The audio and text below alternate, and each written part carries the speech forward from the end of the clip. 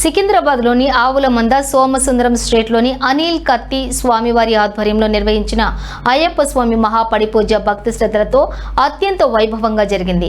అయ్యప్ప స్వామి వారి 18 మెట్లను పవిత్రంగా అలంకరించి ప్రత్యేక పూజలు భజనలు నిర్వహించారు. అనిల్ కత్తి స్వామి నేతృత్వంలోని పూజా కార్యక్రమం శాస్త్రోక్తంగా సాగింది. ముఖ్య అతిథిగా మాజీ మంత్రి తీగల పద్మారావు కుమారుడు తీగల రామేశ్వర్ గౌడ్ స్వామి విచ్చేసి స్వామివారిని దర్శించుకున్నారు.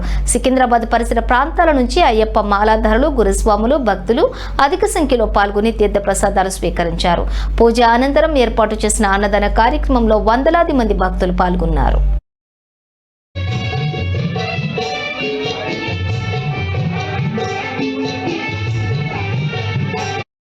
ఓం శ్రీ స్వామి శరణమయ్యప్ప భూతనాథ సదానంద సర్వభూత దయాపర రక్ష రక్ష మహాబాహు శాస్త్రస్వయం నమో నమః.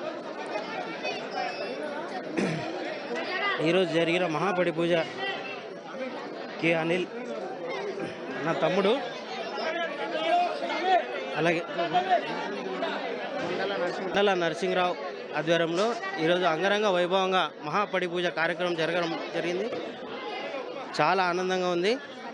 స్వామి శరణమయ్యప్ప భూతనాథ సదానంద సర్వరక్ష భూత దయాపరపర రక్ష రక్ష మహానుభావు శాస్త్రే శుభ్రం నమో నమః. నా పేరు కత్తి అనిల్ స్వామి. మా కన్యస్వాములు వీళ్ళ కోసం నేను పూజ చేసిన. మణికంఠలు ఇద్దరు నా బిడ్డలు, వీళ్ళంతా నా ఫ్యామిలీసు. ఇక్కడంతా అక్క చెల్లె అత్తమ్మ మామ అందరూ మా ఫ్యామిలీసు.